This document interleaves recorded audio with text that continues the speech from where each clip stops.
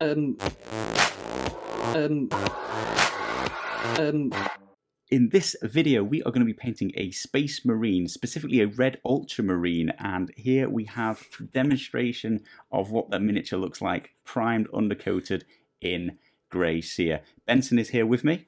Hey everyone. He's going to be having all of the input on these Ultramarines. We're going to be trying out the contrast. Go on, Benson, you got something to say? Please stop calling them Ultramarines, Ben. But there are more than one type of Space Marine. For the Red Ultramarines. That's right, they're red blood angels. So apparently this is a chapter in World of Warcraft, in Warhammer 40K, and when they're red, they have a different name. I've only painted Ultramarine so far, and this is the first Blood Angel, Red Angel that I've seen, courtesy of Benson. And as I was trying to say, we are trying out some contrast paints on these Marines, and we are a little bit skeptical on how they're going to look on these flat surfaces that these Ultramarines, I'm going to say it every time, that these Space Marines have. Benson, can you tell us a little bit about what you're doing here? Basically, because the contrast paint doesn't work spectacularly well on flat surfaces, as we've mentioned, what I'm trying to do is paint in a downward motion. So I'm putting the paint on and drawing it down, so all the paint sort of pools at the bottom and you can sort of move it easier that way. So you're sort of pushing the pools into the recesses, because the armour seems like it has a recess at every bottom joint. Yeah, that's essentially what I was attempting to say there. Yeah, nice.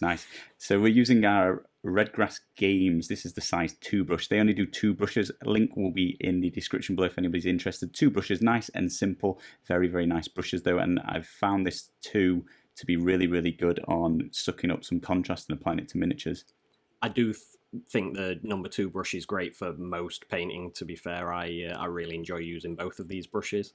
I'm a big fan on the contrast with this too, that I think it slurps up enough that you can apply quite a lot in one go without constantly refilling. So it looks like you're painting, well, it's the same as any Marine, isn't it? You're painting all of the armour in the chapter's colour, so that's shoulder pads, knee pads, chest plate, backpack. What is this backpack? I've never understood what this is. Do they jump? Do they fly? No, you do get assault packs on Assault Marines, but I think that's just for the rebreather or something, so they can breathe toxic air and such like. They have enhanced metabolism, of course, so they can survive a little while, but if they're spending any length of time on a hostile planet, I think they need the rebreather apparatus. Well, obviously, I think everyone knows that, don't they? I've just assumed this was a jetpack every time I've painted one of the Ultramarines I've got, and I did not realise this is for their breathing. So, yeah, jetpack / breathing apparatus, helmet as well, in the same colour. He's got gloves on. It's all of his armour.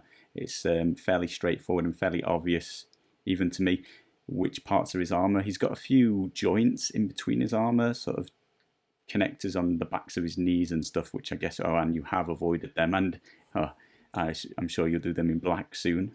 Yeah, using black on here to do around the edges of the shoulder pads, and as you say, in all the joints. I imagine they're being sort of rubbery, something like that, so the black's quite a good colour for that. Yeah, I think they're sort of rubbery, flexible material now. The reason I'm mentioning that is if you are new to Games Workshop, new to painting Space Marines, that was one thing I missed entirely on the first model I painted. I didn't even realise they had these joints. I just painted them the same as the armour, and then when I was highlighting up, I thought, something's off here. It doesn't quite look right.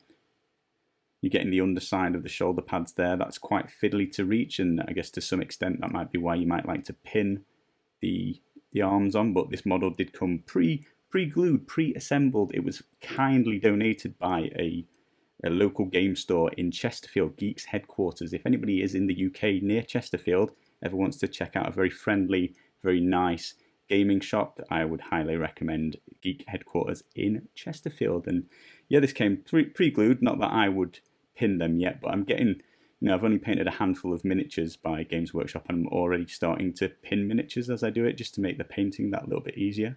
Yeah, I always try and pin mainly limbs and guns and things, so you can get in behind. A lot of the detail you can't always see particularly well behind, for example, behind the gun on this model. But if somebody's having a close inspection, if somebody's having a close look, I like them to be able to see that I've taken the time to do a full paint job. So there you're painting in those flexible bits we mentioned, but you also did his right knee. Is that got any relevance? Does that mean anything, or is that purely aesthetics? I honestly can't remember. We went for aesthetics though, knowing that we were going to add some transfers at a later date. But yeah, this is all new to me as well. I don't really know what the stickers, what the transfers mean, but there's a video on the channel if you'd like to see how to apply some transfers. But you won't find any understanding or meaning from myself yet. You know, I'm brand new to Games Workshop. I'm brand new to Warhammer 40K, but I'm getting there and I'm enjoying it, which is what's actually important, right? Whether I know how to play this or not, it's the enjoyment of painting. I mean, I can tell you the transfers, they do mean something. For example, it's the chapter symbol to say who they belong to, so there's usually a teardrop shape for Blood Angels. You'll also get the squad markings if you've got a big battalion, for example. Sometimes they're numbered and such like. I'm not sure if the colour of the knee pad makes a difference, but certainly the transfers we put on do mean something. Nice, and the colour on this black just meant the white transfer we put on pops out really, really well. So here we're using DARKSTAR Miniatures Molten Metal range. This is their blue steel, and we picked that because it's a really, really, really, really dark silver, almost black. Especially once we add some wash to it, it really, really does darken it down to basically black metal, almost metallic, shiny black, really. And then we're painting this over the top of his gun, splitting his gun into two halves, and we'll also do that emblem. What's that sigil on his chest? What do they wear? Oh, the wings, the eagle wings. The skull and the eagle wings, yeah. So this is, as we mentioned, about pinning. Now, don't worry if you're new to this and you don't even know what pinning is. There is a video on the channel where I start pinning a few things, so by all means check that out. But pinning that gun out of the way instead, painting those arms separately would mean we could get to this chest a lot easier. But Benson does a good job here, and he does actually really, really easily, I guess, and well paint the sigil on his chest. So it's not too bad, but if that gun wasn't in the way, you could imagine it'd be a lot easier to reach there. Yeah, I mean, I didn't even need to downgrade from the size 2 brush to a smaller brush. It's not too tight on these models, but because they're Primaris Marines, they are actually quite big. They're a fair chunk bigger than the normal ones, which gives you a bit more room to play with. So here, have you downgraded the size yet at all yet? Because you're painting the tiny little vents on his backpack now, which are pretty small, and you're still using this huge 2-size brush. It's got a really good tip on it, this brush, though, so until I come to some really fine detail, I really don't need to. Nice. So yeah, vents were painted, the gun's painted, and his emblem on his chest's painted. I think that's the run for this blue steel, a little bit on the bottom of his gun as well. I'm interested. I can't remember, and the miniature's behind the laptop as we're watching this, so I can't see what colour he paints the gun nozzle, and I'm excited to see what that is. It must be a different silver, right? Yeah, I think it's a lighter silver. I do really like these metallics that you've let me try out this time. I find they coat really nicely. They're quite a strong colour, and I did enjoy using these. Yeah, I'm a big fan of these molten metals. I think that they've got a huge range, or almost too much. It's almost ridiculous if you buy the full set. The number of golds you get and the slight difference between it, and the same with the silver as well, but it matters. Sometimes it matters. We've painted some miniatures in the past that had in the artwork at least 10 different slightly off different shades of silver, and we did end up using them all, and they do look different except when you add a wash to it, and then you've ruined it all. So I would recommend being careful if you use closely related silvers, not to just flood it with wash and make them all look like the same black silver. Yeah, when you're using tints, sort of like a green tinted metal or anything, if you then use a black wash over that, it basically gets rid of the tint and it just looks like metal. Ruined pro tip. But here we're only actually using these two, and they're fairly different. This is old silver, and you can see it's a lot more like a dark silver as opposed to that blue steel, which does look like, well, I guess like blue steel, but also like a black metallic. So using this old silver, and it was to paint up the remainder of the gun, as well as he's got these clips. Yeah, I don't know what they are. We don't know what any of these are. Let us know any of the pieces we don't know the names to. Let us know in the comments below. I certainly am well up for learning this. I'm very, very hyped about Warhammer 40k at the moment, and I'm enjoying not knowing anything, and I do appreciate when you guys teach me a little bit. Also, if somebody would like to tell me if that is a rebreather on his back, that'd be fantastic, because personally, I'm a Tyranid fan. I've played Tyranids for years, and I know very little about the Tin Men. Nice. Yeah, there's a lot to learn. I feel like there's a lot of lore behind this game, using a little bit of Glistening Blood on his, what do you call that thing? It's his It's oath of moment. Is it like a wax stamp like you get on the old-fashioned letters from the king? Yeah, they have to swear to certain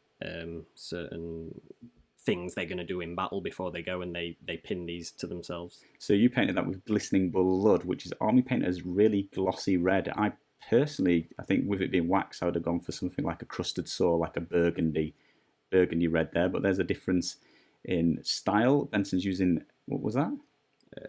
Something June's contrast. Yeah, it's the contrast one. Aggregate, something June's, but that again a contrast paint, and that's for his little packets, his little satchels on his back. And then you're going to do some washing. So this is dark tone. This is Army Painter's black wash, similar to Null Oil in colour. I guess it's probably not exactly similar, but yeah, black wash. So on all the metallics there, darkening them down a little bit, getting plenty in those sort of bolts on the back of his legs to fill those in nice and black around the shiny metallics. And then you're getting a little bit in the silver on his back as well. What you're doing here, filling in some of the gaps in his Just armor. adding a little extra in the recesses around his knees and stuff, where it's a really deep recess. I feel like it needs that extra little bit of darkness in there. You finally downsized brushes. What you up to? Painting the eyes here, just using a bit of white before we apply a green colour for the eye lenses. White gives it a better base to coat on top of, so you can see the green stand out better. You're going for the same on the back of the scope. I drilled out the barrel to the gun, as well as I drilled out a little bit on the scope as well. I just give it a little bit of depth. I try and make it look a little bit realistic. Again, if you've never done drilling, now that one I would massively advise you do. Even if you're brand new to this, I would highly recommend drilling out the barrels. It does not take any effort at all. Well, that's a lie, isn't it? It takes a couple of minutes effort and it makes it look so much better. So here we're using Secret Weapons Fallout Wash, and it's a ridiculously bright green wash, just letting that flow into both of his eyes and the scope front and back as you've just painted in white, and this is going to take very, very nicely. Then I think you use a teeny tiny bit of Plague Shader just to get around the edges of all of these recesses and just give some depth, I guess. Yeah, with the green lenses, I found that when they were a matte sort of bright green all the way across, they didn't look very realistic, so I just used a bit of the Plague Shader to highlight the edges, basically, around the edge of the eye, and just make the bright green actually stand out that bit further. Agarus Dunes. Agarus Dunes. That was the contrast paint we used on his satchels, and we're also using it across all of the sandy, duney sort of base. This guy comes on a crazy cool 3D base. Is that standard? I don't have any Marines that came out like this, but both the Geek Headquarters, the two miniatures they provided came with those. Yeah, they're going to look great in your kill team. Yes, it's kill team coming soon. I also painted. Oh, it's me painting now, by the way. Oh, Look, isn't it funny? It got to the base and then you legged it. So I painted the rim of the base black as my standard, just bringing the detail, your eyes back up to the detail of the miniature. I'm going to use bright steel to edge highlight up the metallics on this gun. So I think I'm doing this on both the lighter silver we used and the darker silver, because I'm being quite accurate with it and really, really going for that sort of almost heavy metal style of highlighting along his gun. I can't believe you stole my edge highlighting off me. This is what I live for. Yeah, well, you disappeared home and somebody's got to pay the bills. so yeah, I'm just going to go around and edge highlight, scraping this brush across all of the edges and all over, or everywhere where you painted any metallics on.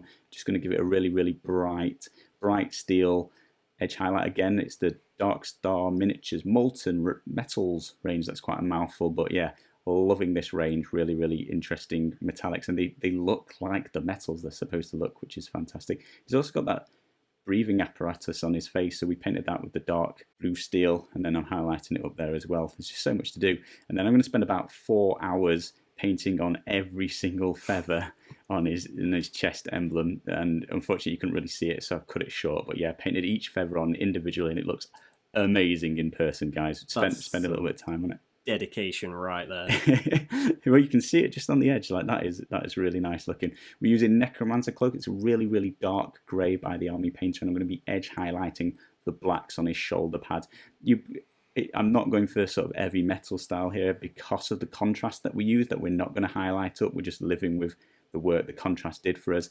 I thought I'll just try and subtly highlight up the blacks just with a lighter grey. I should say, I don't know if you've mentioned this before, but when Ben says heavy metal, the heavy metal team are the guys that paint Games Workshop's display models, the ones they put on the packaging and such like. So when he says heavy metal style, he means really, really detailed, intricate edge highlighting. Yeah, yes, I do. I just assume everyone knows that except me. So that's it, guys. That's completely finished. It took us an hour and 15 minutes, which compared to the normal painted Ultramarines I've been doing is about a third, if not a quarter of the time. So fair play to Contrast. Now, that does not, in my opinion, look as good as the ones I've properly painted of my Ultramarines, but an hour and 15, can you really fault it if you've got an entire army to paint? Yeah, it's not bad. I mean, I still wouldn't advise using contrast on sort of flat surfaces. I just don't think it works as well as normal paint. But as you say, it's quicker. It's quick and efficient. But thank you all ever so much for watching. Let us know what you think below.